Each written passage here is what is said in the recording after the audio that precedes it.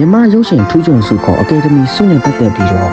မြန်မာနိုင်ငံမှာပထမဦးဆုံးရရှိခဲ့တဲ့အမှုပညာရှင်၃ဦးကိုတင်ဆက်ပေးချင်ပါတယ်။ဗဟုသုတအနေနဲ့ပြန်လည်ကြည့်ရှုပေးကြပါဦးခင်ဗျာ။မြန်မာရုပ်ရှင်ထူးချွန်စုခေါ်အကယ်ဒမီဆုကိုစတင်ရရှိခဲ့တဲ့သူတွေဟာ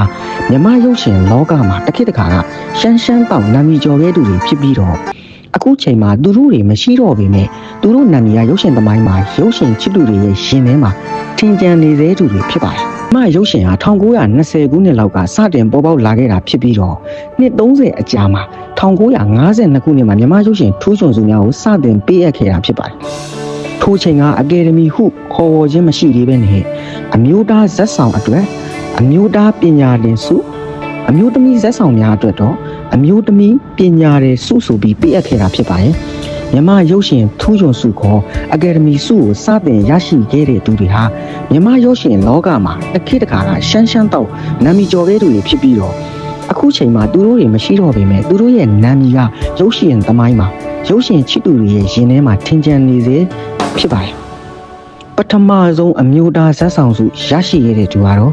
ဦးကျော်ဝင်းဖြစ်ပါတယ်။1952ခုနှစ်ကပေးအပ်ခဲ့တဲ့အကောင်းဆုံးအမျိုးသားပညာရေးဆုကိုရရှိခဲ့တဲ့သူကတော့တရုတ်ဆောင်ဦးကျော်ဝင်းဖြစ်ပါတယ်။1950ခုနှစ်ပိဋိရှဘာမာရုပ်ရှင်ကဒါရိုက်တာရွှေတုံးပီအောင်ရိုက်ကူးခဲ့တဲ့မာလာယီရုပ်ရှင်စကားနဲ့မြန်မာနိုင်ငံရဲ့ပထမဦးဆုံးအမျိုးသားပညာရေးဆုခေါ်ပထမဆုံးအမျိုးသားတရုတ်ဆောင်ဆုကိုချီးမြှင့်ခံခဲ့ရတာဖြစ်ပါတယ်။မင်းသမီးတင်တင်မှုနဲ့တွဲဖက်တရုတ်ဆောင်ထားတဲ့မာလာယီရုပ်ရှင်စကားဟာလွတ်လပ်ရေးတည်တံ့ခိုင်မြဲရေးဆိုတဲ့အနှစ်သာရကိုဖော်ဆောင်တဲ့နိုင်ငံရေးနဲ့စီးရေးနောက်ခံကားတကားဖြစ်ပါတယ်။ပြီးတော့တရုတ်ဆောင်ဦးကျော်ဝင်းဟာ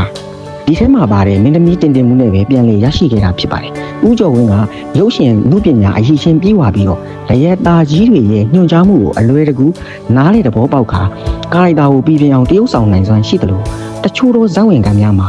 လိုချင်တဲ့ပုံစံပြောရုံနဲ့ဇလန်းဇက်ကွက်ကိုအာဝင်ခွင်ကြဖြစ်အောင်တရုတ်ဆောင်နိုင်တဲ့တရုတ်ဆောင်တူလို့မှတ်တမ်းတင်ခြင်းခံရသူဖြစ်ပါတယ်။ဦးကျော်ဝင်းကမင်းသမီးဒေါ်တင်တင်မှုနဲ့ဖူးစာစုံခဲ့ပြီးတော့နာမည်ကျော်မင်းသမီးတွေဖြစ်ကြတဲ့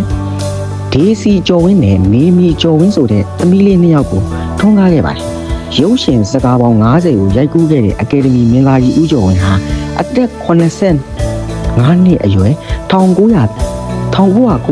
ခုနှစ်မှာကွယ်လွန်သွားခဲ့ပါတယ်။နံပါတ်1ပထမဆုံးအမျိုးသမီးဇာတ်ဆောင်ဆုရခဲ့တော့ဒေါ်ကြည်ထီထေးတရုတ်ဆောင်ကြည်ထေးဟာ A1 ရုပ်ရှင်မှာဒါရိုက်တာဦးတင်မောင်ရိုက်ကူးခဲ့တဲ့ချစ်သက်ဝီရုပ်ရှင်စကားနဲ့ပတ်သက်ပြီးတော့ပထမဆုံးမြန်မာရုပ်ရှင်ထူးချွန်ဆုကိုရခဲ့တဲ့ရုပ်ရှင်မင်းသမီးပဲဖြစ်ပါတယ်။သူမဟာအသက်9နှစ်အရွယ်ကလေးကဇာတ်ပင်လောကမှာကျင်လည်ခဲ့ပြီးတော့ရုပ်ရှင်လောကတွေကိုချစ်သက်ဝီရုပ်ရှင်ကားနဲ့1952ခုနှစ်မှာရောက်ရှိလာခဲ့တာဖြစ်ပြီးတော့အဲ့ဒီဇာတ်ကားကိုပထမဆုံးအကယ်ဒမီဆုကိုရရှိခဲ့တာလည်းဖြစ်ပါတယ်။1956ခုနှစ်မှာချစ်ခွင့်မပိုင်ဇာတ်ကားနဲ့အကောင်းဆုံးဇာတ်ဆောင်ဆု1980မှာနုနုနဲ့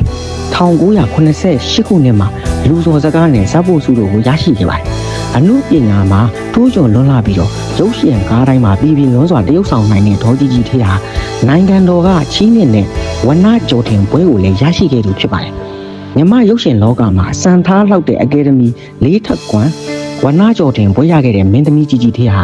2000ခုနှစ်မတ်လ4ရက်နေ့မှာကွယ်လွန်သွားခဲ့တာဖြစ်ပြီးတော့ကွယ်လွန်ချိန်မှာတော့အသက်86နှစ်ရှိပြီလို့သိရပါတယ်။နံပါတ်3ပထမဆုံးဒါရိုက်တာဆုရဒါရိုက်တာကြီးဦးတုခ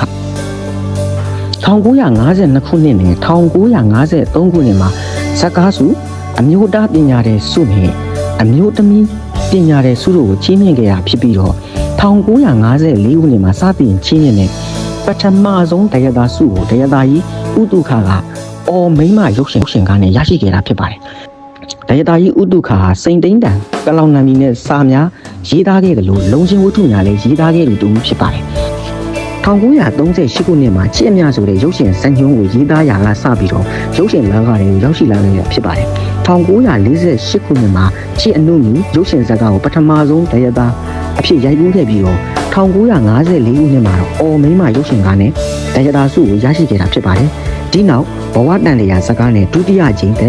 ရိုက်တာဆုကိုရရှိခဲ့ပြီးတော့ရုပ်ရှင်ထူးချွန်ဆု6ဆုအထိရရှိခဲ့တဲ့အမှုပညာရှင်တဦးဖြစ်တယ်လို့နိုင်ငံတော်ကချီးမြှင့်တဲ့အလင်္ကာကျော်စွာဘွဲ့မဟာတထမဇောတိကဘွဲ့တစ်စိမ်များကိုရရှိခဲ့ပါတယ်။ ဒယတာကြီးဥတုခါရုပ်ရှင်စကားပေါင်းများစွာရိုက်